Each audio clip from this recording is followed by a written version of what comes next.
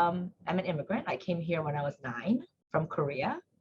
Um, I think about I think a lot of my work has been formed by what I saw in Korea, but also what I saw when I came here.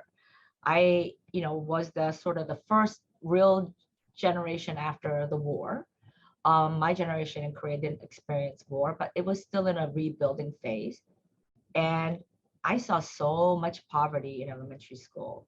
I remember in Korea, you had to bring, a nickel, equivalent to like a nickel, to get a little bun and a carton of milk, right? So many of my classmates could not afford that. I remember um, having to, uh, every year in elementary school, the teacher takes the class president, right? And you go to visit all of the homes of the class of the students. And I always play the role of having to accompany the teacher to go to people's homes. And some of the living conditions of my classmates was shocking. People literally live next to the railroad track in makeshift huts with one light, a light bulb, right? And of course, there was never any adult supervision because both parents had to work in Korea, which is very rare when I was growing up. Um, and when I saw how the kids, my classmates, were so excited to see the teacher come to their house, um, the teachers would not be as kind as because there was nobody there home to serve the UT, to serve cut fruit, right? To say kind things to the teacher. It was just the kids who were so excited to see their teacher at their house, and the teacher, how dismissive they were of those poor children. And it always shocked me because I thought, here I am at like 7, 8 years old, thinking, why would the teacher do that? They're excited. Like I see the excitement on the teachers, on my classmates' faces, but the teacher would just say, tell your parents I came, and they walk away. So when they come to my house, where we were very much middle class, right? And the teacher would come, and there'd be a lot of food, and there'd be presents waiting for her, right? And how they would just come and hang out at my house. And I was treated very differently. And I saw that. And the older I got, the more I started to process that. Now I see old pictures of growing up and seeing all those kids. And I say that to my mom now. We share that story. And I said, how do we how did we let those kids fall through the cracks without any, whether you're a Christian or not, how do you let people fall through the cracks like that, right? Nobody deserves to suffer. I think about that a lot. And then I think about when we came here, and kids learn English so quickly. So I became one of the language brokers for my community, and having to go and translate. I mean, my 9-year-old Korean, and you're speaking English after being here for a couple years, and going with adults to translate very adult situations, having to explain things, and having to help a lot of vulnerable immigrants to pull themselves out of that vulnerability. And I think about what that means a lot. And now that I'm doing this work, I go back to that and I think, how did I come here, right? How did I get to this point? And honestly, I think part of it is, I want to, credit my Christian faith, but I think it's also a sense of fairness that I developed, that, people need to be valued. People need to be respected no matter who you are.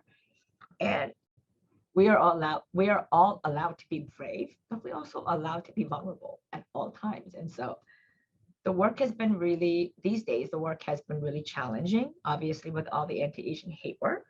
I'm sorry to cry, but it's just been beyond emotional, because you think about your own staff members, you think about the community members who are going through all this anxiety, you think about people who have to go to work and how scared they must be. You think about the victims and their families and the anguish that they're in. And when you sit and think about what that's like, it's sometimes really, really unbearable, because it's so painful.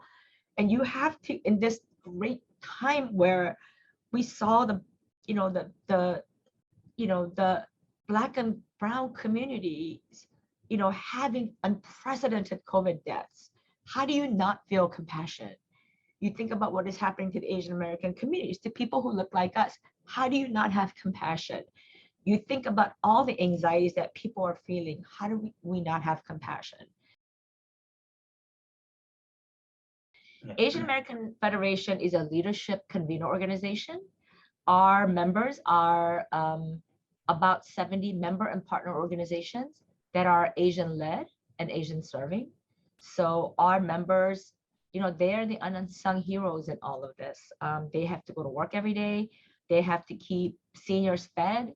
They have to provide mental health services. There's youth programming, creating affordable housing, all the things that keep our community safe, all the programs that keep our entire Pan-Asian community functioning, and making sure we support the most vulnerable in our communities. Those are our member agencies. We work on many advocacy, policy work together. We work on many, we share funds with them. There's so much happening. I feel like that every day these days. And just when I think, can it get any worse? And the answer is yes. But I also feel like what this pandemic has shown, has it forced all of us to do, is to think about creativity, how to be brave, how to serve, how to be human and feel things during a really scary time. And so I often think of, I feel like as we emerge out of COVID, as we emerge being home, how will we reframe anything? How do we reframe equity? How do we reframe justice? What does that mean to us? And so oftentimes I think a lot about the Phoenix, right? They burn down completely, and out of the ashes, is something new all the time. I think that is that. I keep saying to everybody, this is our Phoenix moment. Everything that we believe, all of the false sense of security has burned down. And all of the challenges of low-income people, of people who suffer oppression, of people with vulnerabilities, healthcare issues, all of that has been laid bare.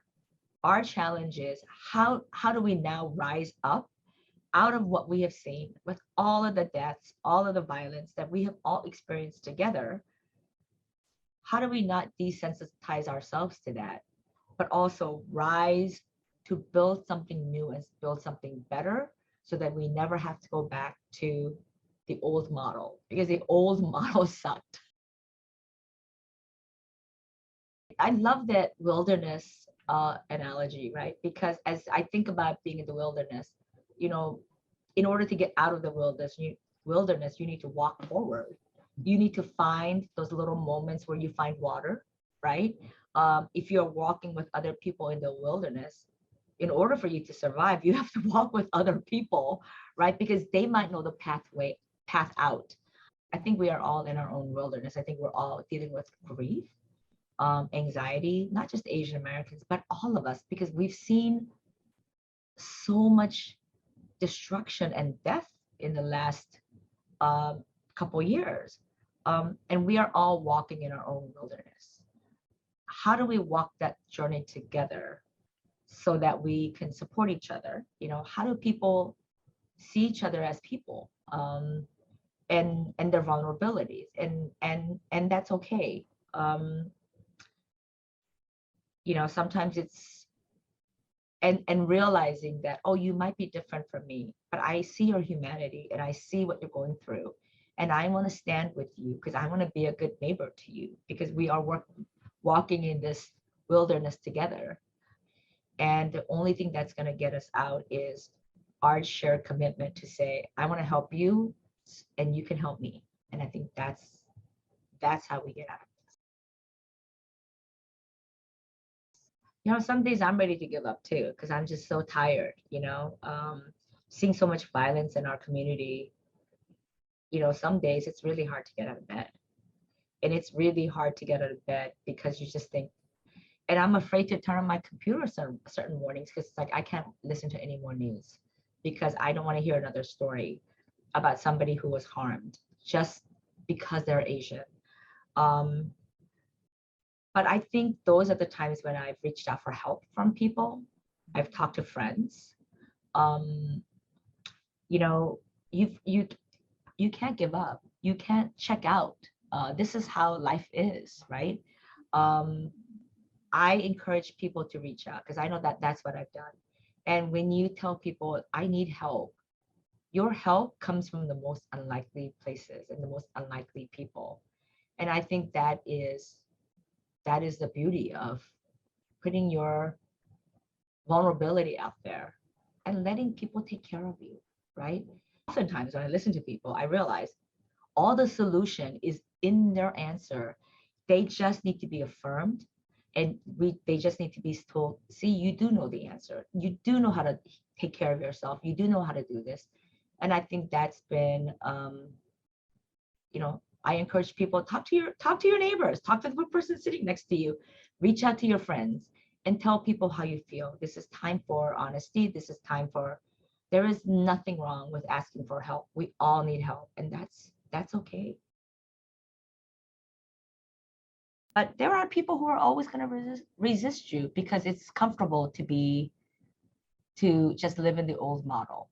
If they're not going to share what you know, the same goals as you about, you know, social justice, or, all the things that you're working on, I don't think you leave them behind. I think you just work around them and you model good behavior, right? And that's ultimately, if they don't want to join you, there's nothing, you can't change people's minds. But I think we, especially people of faith, are required to model our beliefs and hope that they will come around. But if they're not, they don't, and they continue to,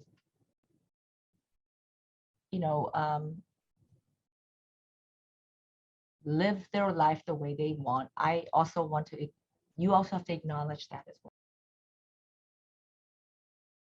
I find great joy in talking to my nieces and nephews who are just, I find those points of happiness that always put a smile on my face. My friends sending me random jokes, seeing, talking to my family, obviously, those are the bright points for me. But there are days when it is really hard to get out of bed because you just look out the window and you see, like, outside somebody's going to get hurt. Outside my window, somebody's going to be in pain. But I think it's always the hope for things to come, that you need to get up and get moving. But also having those quiet moments of reflection, having those quiet moments of prayer, and always being hopeful, never giving up, right? Never giving up on hope. And if everybody around you doesn't believe that, you have to believe it. Your faith has to be bigger than your fear. Your faith has to be bigger than everybody's fears. I do feel like, you got to keep moving forward. If you want to get out of the wilderness, you need to keep walking forward so that you can eventually come to the end of the wilderness into something better.